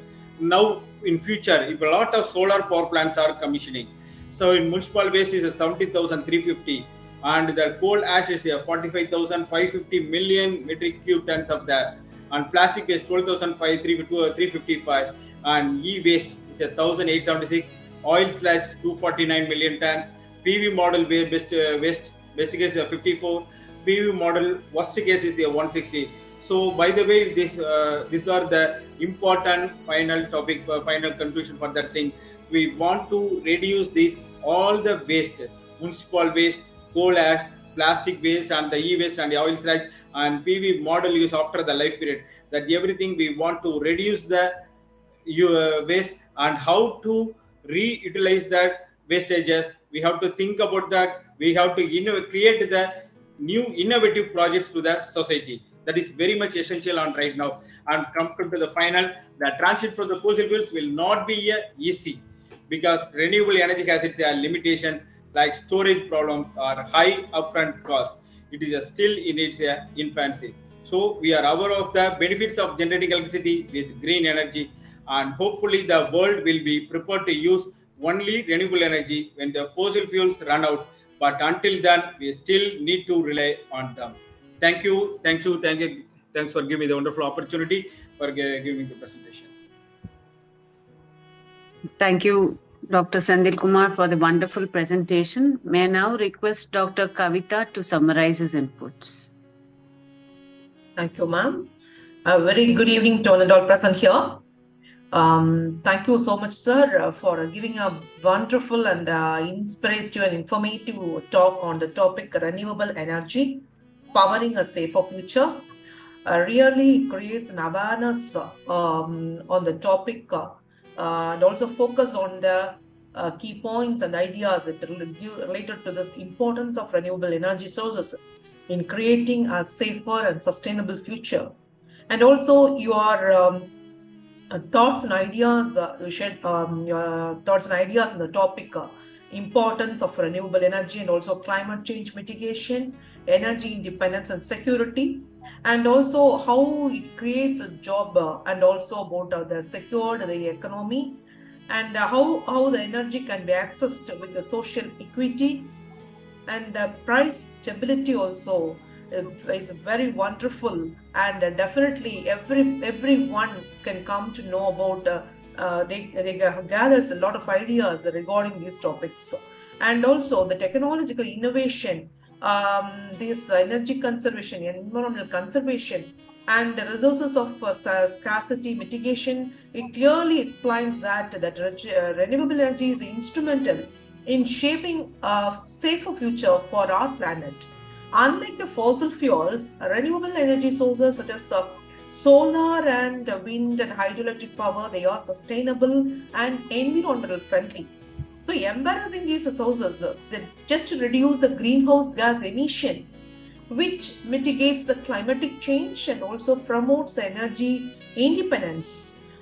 When on investing in this renewable energy technology, not only drive the economic growth, but also enhance energy security.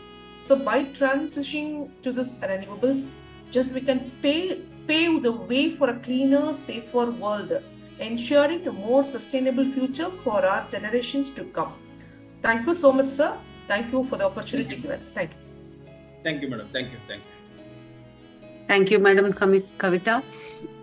We all know that now the talk is that say no to fossil fuels or to reduce them and move on to renewable energy. And we all know the benefits. We have been talking about the benefits, but we also have challenges in bringing about and integrating them into our traditional grids. And we require advanced infrastructure for that. So to talk about shift energy subsidies from fossil fuels to renewable energy, we have with us our speaker for the day, Mr. Aylan Benjamin, who's a doctor in optometry from University of Benin, and he has a certificate of leadership, health and management from the University of Washington, and certificate in English for journalism from University of Pennsylvania, and many other certifications in various fields such as customer service, human resources, project management, and health, safety and environment from OSHA Academy. He's also a book reviewer with Online Book Review Club. Dr. Benjamin, we welcome you to give your inputs.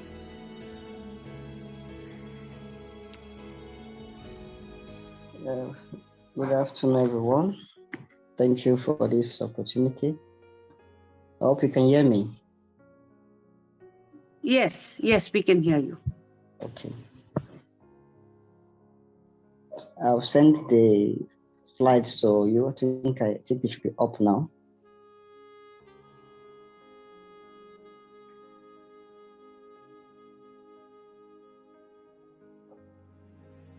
Would you be able to present it from your end? No, I won't be able because I'm using mobile phone. Okay, kindly wait. Hello. Yeah, good afternoon. Yeah, hello. Can you hear me? Yes, I can hear you.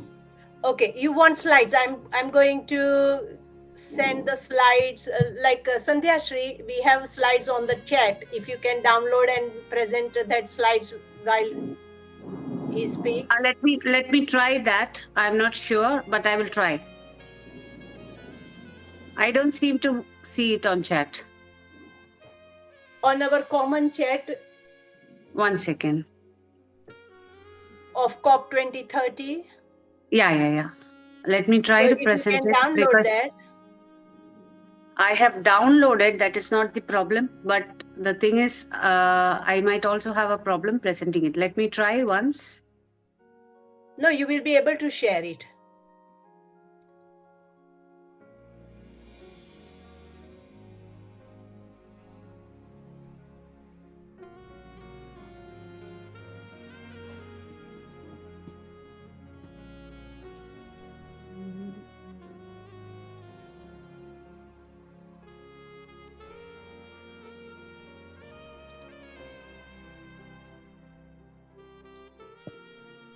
Okay, I have it. I will share.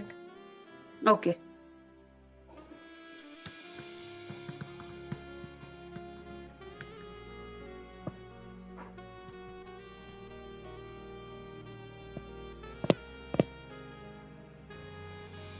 Excuse me.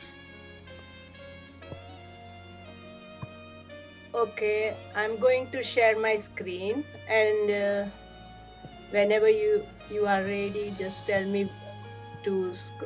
Can you see my screen now? All right. Yes, I can. Yes, perfect. Please go on. All right. So, good day, everyone. Today, I'm delighted to present on the topic renewable energy, paving the way for safer energy. But titled Shift Energy Subsidies from Fossils to Renewable Energy. My name is Benjamin Okoya. I'm a optometrist from Comprehensive Eye Clinic, Nigeria. Thank you.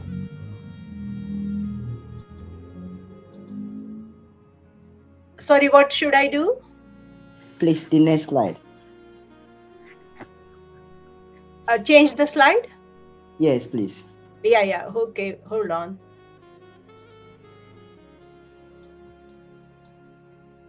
I don't know, there's something wrong in my mic, so I can't hear it, but I will be fine now. Yes. All right. So first of all, look at the importance of sustainable energy. We know that we'll be talking about sustainable energy, that's clean energy. I will know that we're trying to transition from fossils to renewable energy. Well, we need the world to reduce its reliance on fossil fuel. Now, next slide, please. What are the current energy sources that we have presently? We have fossil fuels like coal, oil, natural gas, and our concern by using all these things is the environmental impact, which is giving a global voice and I think is rising year and year, and also the depletion of finite sources. And it's not a good thing that what God has given us through nature should be what is destroying our planet Earth. So next slide, please. Now, when we talk about renewable energy sources, we are referring straight to the solar, the wind power, the hydroelectric power, and the geothermal power. Yeah. What makes this renewable is because when you use them, they don't have a negative impact on the environment. So hence we term them clean energy. Clean energy because they have no adverse effect on our planet. Next slide, please.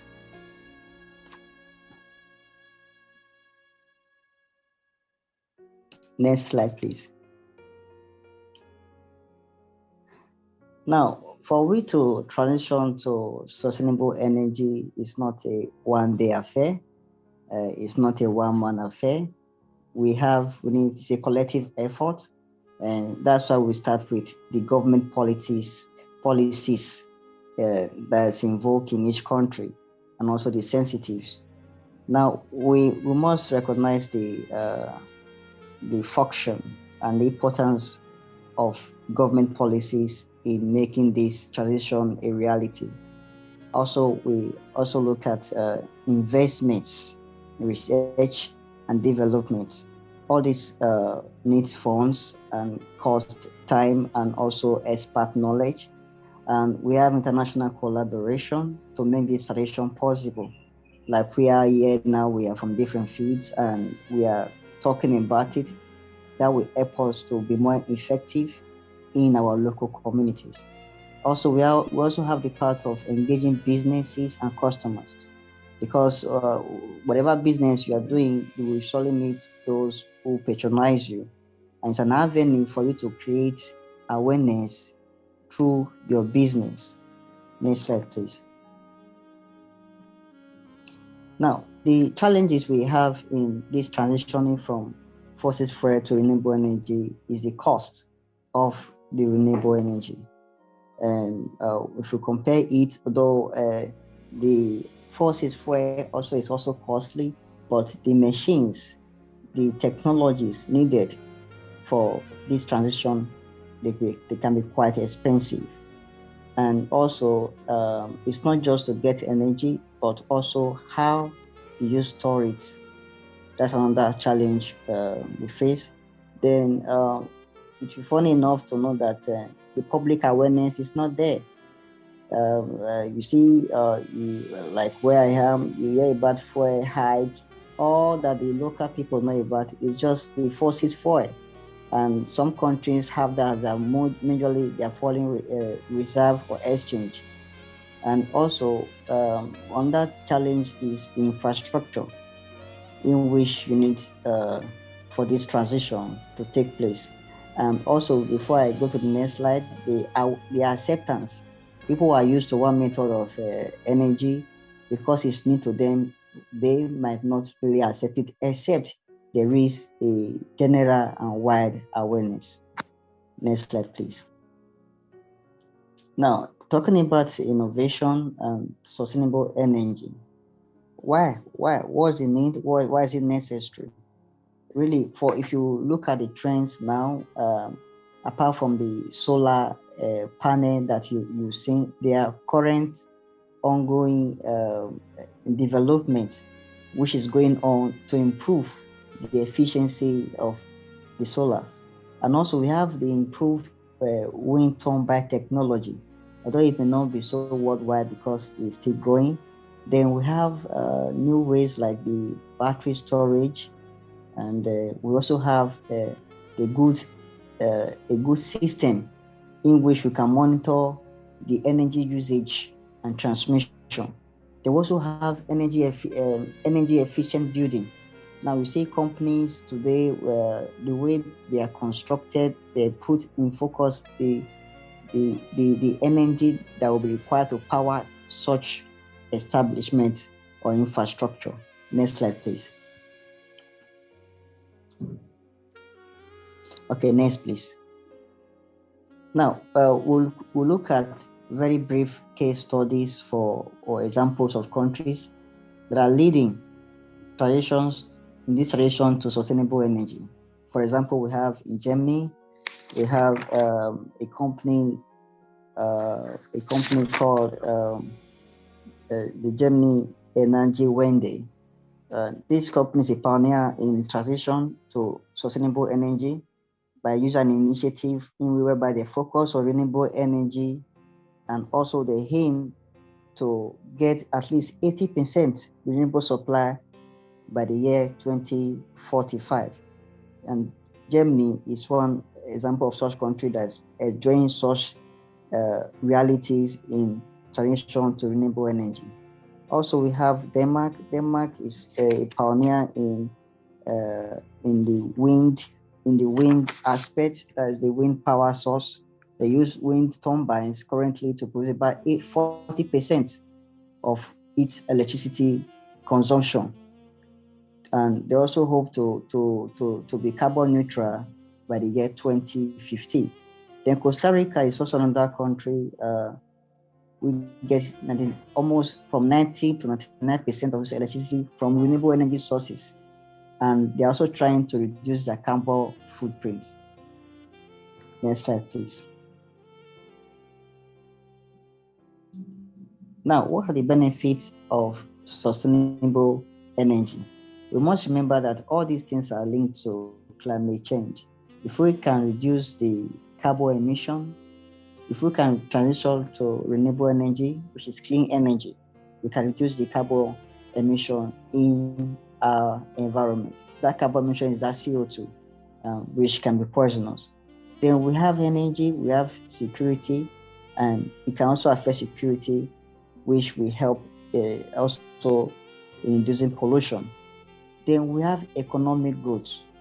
Now, if you look at some services and products that are generated in the environment, they always put the cost of fuel to determine the cost of such products and services. So if we can go to sustainable energy, the cost of production will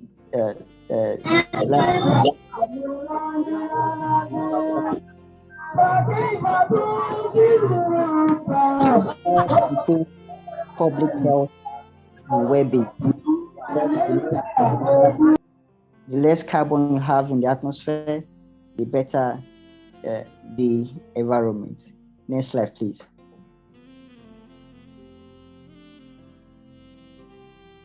Then these are the references if you want to check it out on the net about the German Energy Wende. That's a company that's using such initiative, and the Denmark wind power sources, and the Costa Rica, and also we have Tulsa, where we have Elon Musk using electric vehicles like the Tesla Model 3, very good energy storage and batteries, which does not depend on fossil fuel.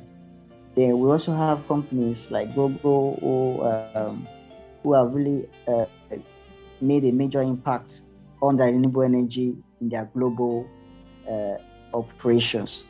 Then that last one is just a report on the UN and the relevance of the energy transition in this current world we are. So thank you for this time and for your attention, and I hope we gain some insights on the way for sustainable energy and for our planet Earth. Thank you very much. Thank you so much, Dr. Benjamin. May I request Dr. Renuka to give her inputs about Dr. Ben's presentation? Thank you very much. Thank you. I think it was excellent presentation in a very simple and effective way. And especially, I like the examples which Ben has shared.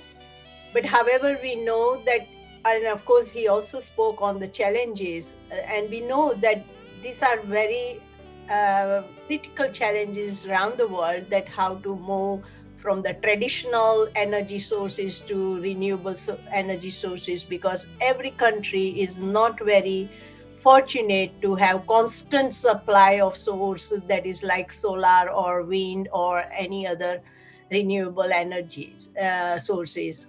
And also because we do not have enough infrastructure, even not enough knowledge and enough skills to move to that, the transition is very difficult. The players who are very established in the fossil fuel source energy generation, I think they must take some leadership in moving these pathways.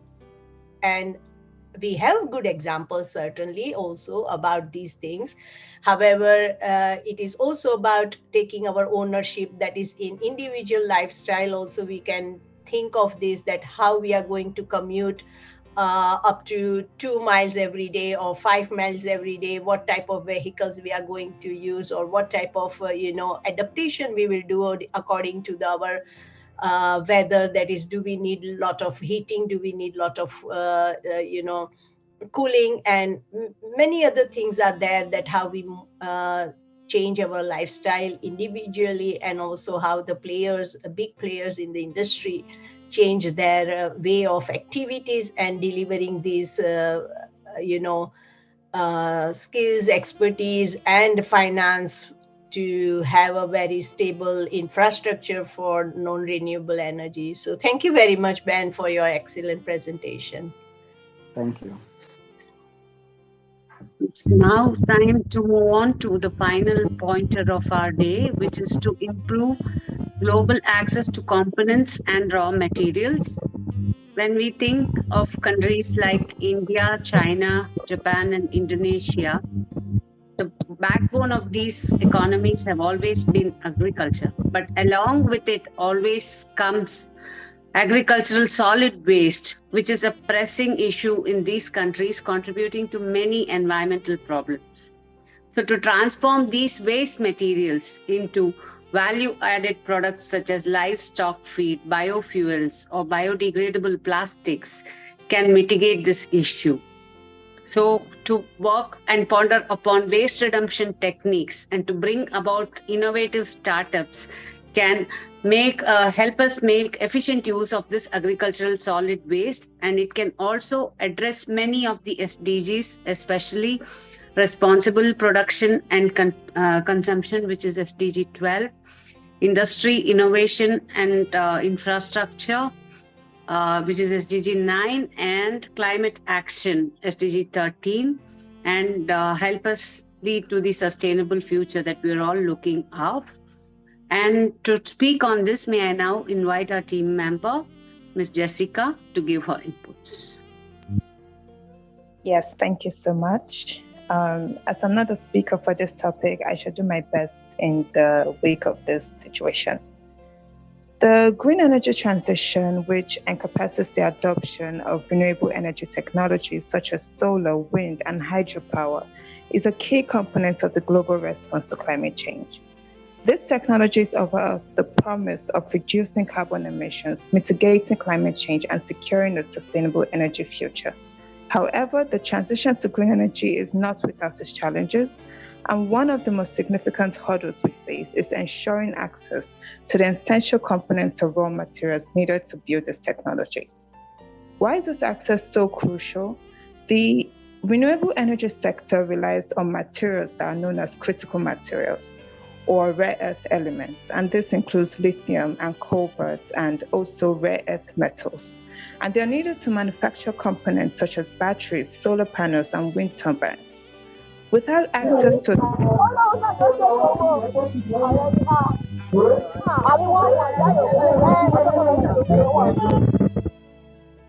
how can we, if we want to truly understand, we need to ask ourselves how we can improve global access to these vital components and raw materials. And I would like to propose several strategies for consideration. The first one I would like to propose is diversifying supply chains. Over-reliance on a few key suppliers can create vulnerabilities in the supply of critical materials. Diversification reduces the risk of governments and industry should work together to identify resources. May I request Ms. Halimat Akaje to put your microphone on mute, please? Okay. And reduce the concentration of their production in specific regions. The second proposal is prioritizing recycling and the circular economy. Many of these critical materials can be recovered and reused from end-of-life products. So promoting recycling practices and the circular economy can significantly reduce the demand for new resources, making supply chains more sustainable. Investing in domestic production is another key strategy. So here governments can incentivize companies to establish or expand manufacturing facilities within their countries. This not only reduces dependence on imports, but also creates jobs and stimulates local economies. International cooperation is also vital. To ensure fair access to resources and prevent resource conflicts, countries must work together. Collaboration and resource sharing can help secure a stable supply of critical materials for all. Research and innovation are also crucial. By investing in research and development, we can discover alternative materials and technologies that are more abundant and sustainable. This reduces our reliance on scarce resources and spurs innovation in the field. Transparency and traceability in supply chains are equally important, and we must ensure that critical materials are sourced responsibly and ethically. Transparent supply chains with traceability measures can help verify the origin and ethical standards of these materials. Furthermore, we need to establish and enforce environmental and social standards for the mining and production of critical materials. This ensures that we protect the environment for degradation and safeguard the rights of local communities. A strategy that is also to be explored vigorously is resource efficiency. Technologies that use critical materials more efficiently can help reduce the overall demand for these resources. We need to also consider strategic stockpiling of critical materials.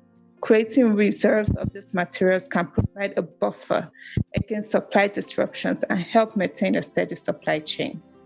Public-private partnerships are essential to invest in sustainable sourcing practices and secure a stable supply of materials.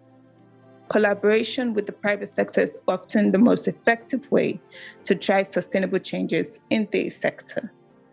And most importantly, educating all stakeholders, including consumers, about the importance of responsible sourcing and recycling of materials for the green energy transition. Public awareness can drive demand for responsibly sourced products. Trade agreements should facilitate the cross-border flow of critical materials for renewable energy technologies. Negotiations should focus on ensuring that tariffs and trade restrictions do not hinder access. And finally, we must invest in innovation in material substitution. Exploring and developing materials that can replace or reduce the use of critical materials in renewable energy technologies can help alleviate the supply pressure. In conclusion, improving global access to components and raw materials for the green energy transition is not just a technical challenge, it's also an ethical and environmental imperative. So by implementing these proposed strategies, we can create a more sustainable and responsible supply chain for renewable energy technologies. We can reduce the risk of supply chain disruptions, and make significant progress towards a greener, more sustainable future. Thank you for your attention, and let us continue our shared commitment to a cleaner, greener, and more sustainable world. Thank you. Thank you so much, Ms. Jessica. May I now invite Dr. Renuka to give her inputs. Thank you, Jessica. Thank you for a very clear presentation. And I definitely think that circularity is the way forward. And what you have said, that we need innovations. We need to think how we can make any waste our resource and how we can put that into the mainstreaming. And of course, I would like to refer to Kishan's presentation that AI can help us. Or I would say broadly that data collection is a key to here. We need to know all the data, where we are going, how we are going, what we are doing, and that can be understood or researched to how we can stop wastage, where we have these overlaps, and how we can streamline this process of quality and environmental friendly products consumption and production. And of course, as you mentioned, there are plenty of ethical problems here. And I have spoken in my previous, I think, COP as well, that responsibility, responsible of like just transition is a very big problem. When we are trying to introduce new technologies, what we are doing with the people who already have skill or who are already all other elements that are dependent on that old technology, how we are going about it, what we are going to do that. Are we going to just destroy and waste again another resources just to test and do? What type of security we have? These all things are need to be discussed, thought about before these technologies are diffused with people or mainstreamed. And therefore, I think there's a lot of discussion around it. There is a lot of innovation also. Well, for simple example, I can give that, previously we had these small cassettes to listen to songs. Now they are no more. And this all technology has moved to a very, new technologies like we listen to songs seamlessly without just putting our earplugs in our, ears. So these are the things that is very simple example, but there are many big infrastructures which are dependent on our old technologies, and people are like about, I would say 70 to 80% of people are living on it or dependent on it, and therefore it is a very big question of how we can move this with everyone taking everyone with like having on the board with new skills and new knowledge and new technology. So I will stop here. Thank you very much. Absolutely, and rightly said, Dr. Renuka, especially with the fast-paced changing technology, considering the goodness of the environment is very, very important. Probably today we don't have cassettes or CDs anymore, but we are doing a wonderful job by listening to the songs with the digital space, which means we are moving towards a newer technology which is environment friendly. I now take this opportunity to open the forum to the floor. If anybody wants to contribute any inputs on this topic, renewable energy for a secure future, please do so. If anybody would like to say anything about renewable energy for a secure future. If there is no one, then we move further.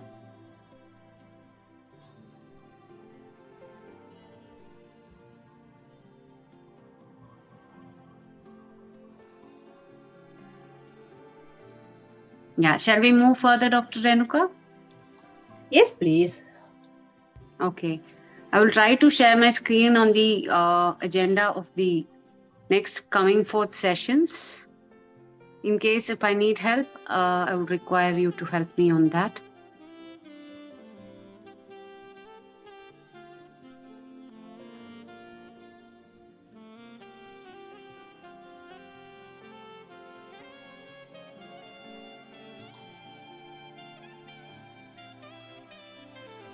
Let me try it once again.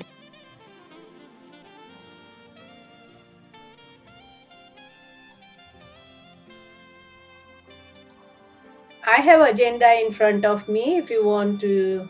Yeah, can you help me with that so that we can move ahead and I can read out the agenda? Should I start with the expert information and reading part? No, just the agenda, the last column, date-wise. What are the topics that we will discuss every week? The last slide. Okay. Let me just see.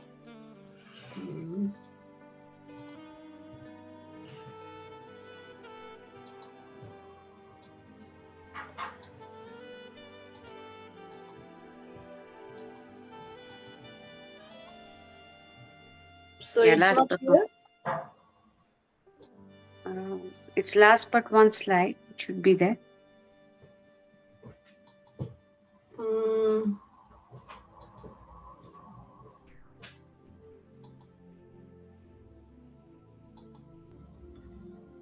No, I guess it's not there in this document.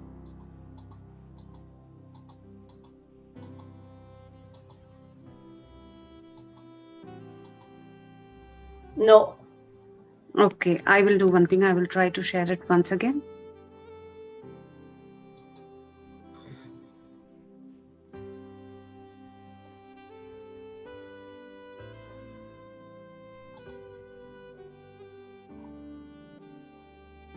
It says not recording.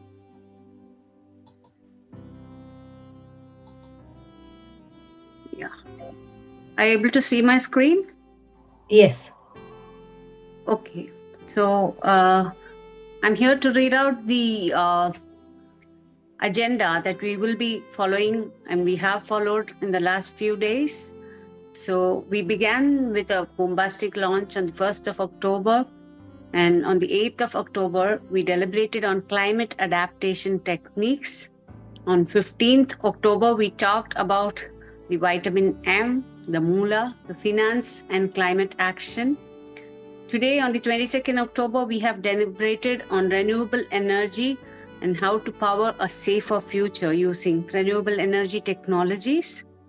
The next week, on 29th October, we will be talking about for a livable climate, what we must do to reach net zero. On the 5th of November, we will talk about the loss and damage, about the climatic impact and what a model imperative and what are the consequences of the same. On 12th of November, we will talk about how to embrace the biodiversity, the changes and challenges that we face. On 19th of November, we will call it a grand finale and deliberate all the inputs on what is to be taken further and how to go about getting it to the COP. So that's it from me. Thank you so much.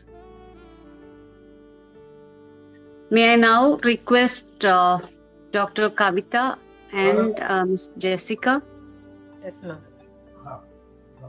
To give away the vote of thanks? I'll do, ma'am. Yeah.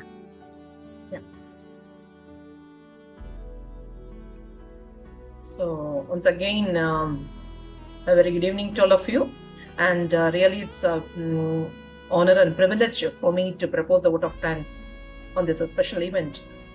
I would like to thank Dr. Renuka Thakur, founder of GSFN, for organizing such a wonderful and informative event, which creates awareness among all the public.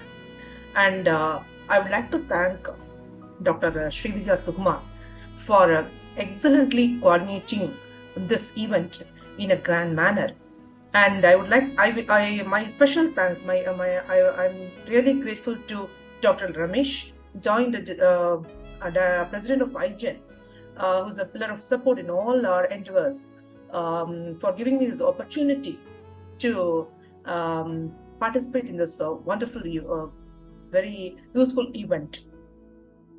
I would like to thank each and every one of the speakers who has given an informative and inspirative talk on the topic renewable energy, powering a safer future. First of all, I would like here in this on this event, I have to thank Dr. Mailve Nathan, the speaker, and Mr. Kishan and Mr. Helen Benjamin, and Mrs. Pyong Skogod, Miss Jessica, and also Dr. Sendil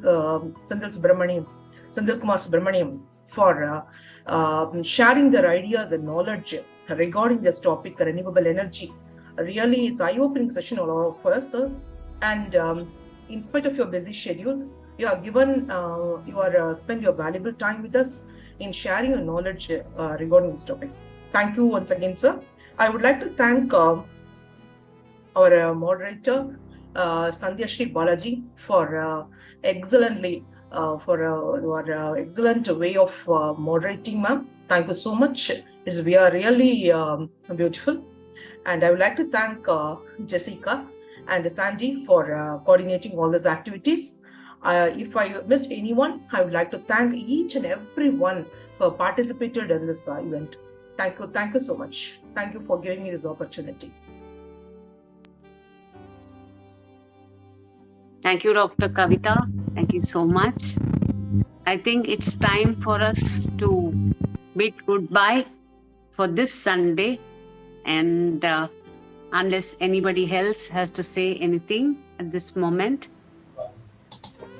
Let me just take chance to thank everyone, and especially Sandhya Sri Balaji, that you have been very supportive actor here for all the sessions in COP, and Kavita as well from IGEN. I thank you very much for your voluntary work here. So this is such an great asset for GSFN to have you all. So thank you very much, and especially now all to the speaker who have taken their time and presenting their expertise and their knowledge here. That is very good. Thank you very much. Thank you so much. So until next Sunday, let us all wait to talk about bringing ourselves to net zero. Thank you.